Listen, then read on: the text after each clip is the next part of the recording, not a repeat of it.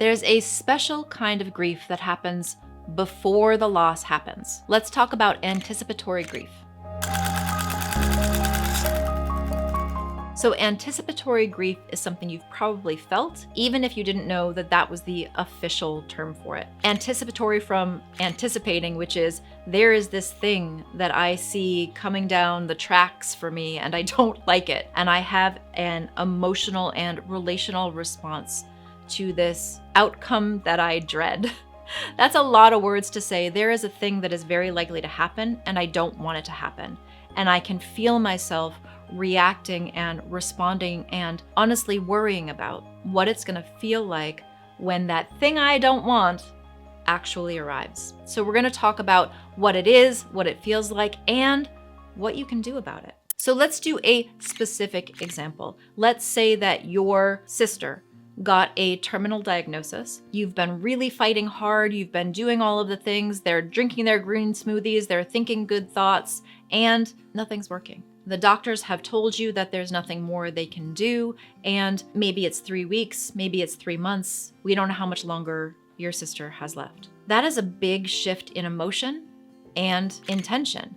You have been working towards this goal of recovery. Maybe you've been thinking only good thoughts in your mind, not entertaining the idea that your person could die, because honestly, we don't want to vote for that future. And also because thinking about life without them is really painful. It's really overwhelming. We avoid grief for a reason. It's not something we ever want to experience. But now that we know that the end is actually coming, we start to feel what that loss will be like. Anticipatory grief is almost rehearsing what will happen later while you're still here in the now. It's really uncomfortable. What we tend to do when we're feeling anticipatory grief or a complex set of emotions when we're facing the death of someone we love is we pretend that everything is fine. For a lot of people, they don't want to waste the time that they have left with the person by being sad. They don't want to bum the other person out, but they also don't want to not have fun, not remember the good times, not sort of store up a warehouse of goodness for the coming sadness. One of the things that we do with emotionally difficult times, whether it's anticipatory grief or regular grief or just a crappy day, is we pretend we don't feel what we feel. This happens at end of life all the time. Just what I said about we don't want to waste the days, the weeks, the hours we have left by being sad with a person. The problem with that is sadness is in the room. Sadness is what is, and pretending it's not there, that's not going to make it go away. It is much more supportive. It is much more real to address the elephant in the room, address the emotional elephant in the room, than it is to pretend you don't feel that way. So grief in the moment, grief before the death, is still grief. You are grieving the loss of the alive and healthy and well person who used to be. You are grieving the life that you thought you were going to have together. You expected that your sister was going to live long enough to see your kids graduate from high school. None of that is going to happen anymore. When we don't talk about the grief or the sadness or the frustration or the other complex feelings that are in the room, not only do we act kind of awkward because we're trying to pretend that something isn't happening, but we also miss a real opportunity to connect with the person we love. I hear from so many people who are dying who say, I can't talk about how much I'm going to miss you. I can't talk about how sad I am that I'm not going to see my nieces and nephews and my kids grow up to graduate high school and embarrass her parents, right? We miss an opportunity to connect and to deepen our relationship when we pretend that grief isn't already here. We avoid it and then we regret it. So many people talk themselves out of their grief, talk themselves out of their sadness, decide not to bring it up because they don't want to change the mood or harsh somebody's joy or whatever. But what we're really doing is putting ourselves into an emotional debt that is going to be really impossible to repay later. So let's talk about how to talk about that elephant in the room. What I don't want for you is that you are suppressing or managing your sadness or your grief or your emotions in the moment, because that is going to come out sideways. You can say things like,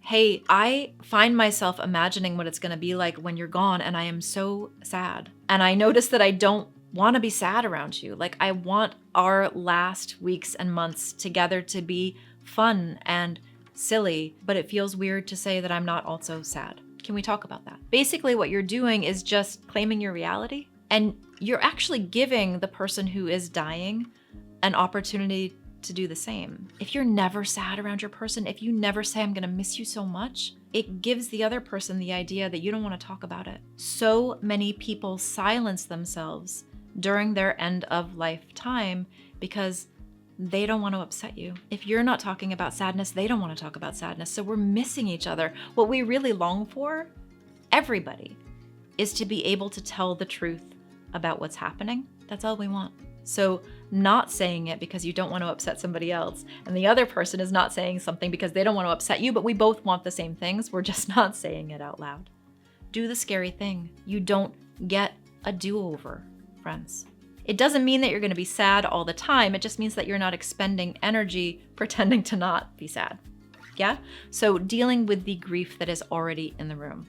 That's part one. Part two, the anticipatory part of anticipatory grief, is we start future tripping. The person is still here, but we're thinking about, what is it going to be like when they die? What is it going to be like when I can't call them anymore? What is it going to be like when I need something and they aren't here? We project ourselves into the future. It's a really normal human thing to do, is to project yourself into the future. The drag of that is, you have no idea what it's going to be like. I don't want you to waste what is here, now, present by imagining a future that has not yet arrived. To be totally blunt about it, you cannot adequately prepare for what that's going to be like. You're not there yet. You've never been that person before. Trying to imagine what that's going to be like is a waste of your energy, and it's a waste of your heart. What you can do to prepare yourself for what is coming is listen to your own emotions. Start exploring, what do I need when I feel this way? What do I need when I am overcome with missing this person? Is there anything that feels soothing or supportive? There's also some really great self-talk you can do when you're catching yourself doing that future tripping. One, surprising no one, is to recognize what's happening. To be able to recognize I am living in a future that has not yet arrived interrupts that runaway train. It interrupts that thought of putting my right now self in a future experience when I really have no idea what that's going to be like. I'm going to call myself back to the present, right? Recognizing that you're living in a future that has not yet arrived. And on purpose, sometimes with great effort, you're going to bring yourself back to this present moment. You can't afford to live in the future. You will miss right now. You will miss right now if you live too much in the future. You don't get a do-over, friends. So many people who invested their time, invested their internal brain pictures, invested their emotional energy in trying to survive what hasn't yet arrived, that when that person dies and they're faced with that grief, one, they say, this is nothing like what I expected. And two, they say, I wasted so much time that I could have been spending with my person by worrying about what hadn't arrived yet. Again, it doesn't mean that there are no tools. It doesn't mean that it doesn't suck. It doesn't mean that you're not human. Human beings live in the future. It's part of our special weirdness. It's what we do, right? Calling yourself back when you recognize that you're doing it, and some really practical tools here. I trust myself that I will take care of myself no matter what arises. I trust that I will listen to myself to the best of my ability. These are the things that I will do because I have been doing them, because I have been paying attention to myself. I have been caring for myself.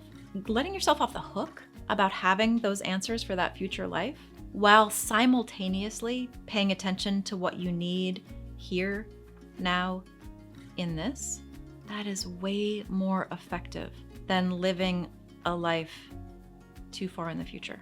So as always, I can kind of veer into the poetic, lyrical ways of dealing with grief, including anticipatory grief. But honestly, what we need are 3 actionable tools, right? A little bit of structure inside the amorphous nature of being human. So 1, what time zone are you in? Are you living right now in all of its complexity and messiness and honestly stuff you need to pay attention to? Or are you living in the future, right? So step 1 is check your time zone.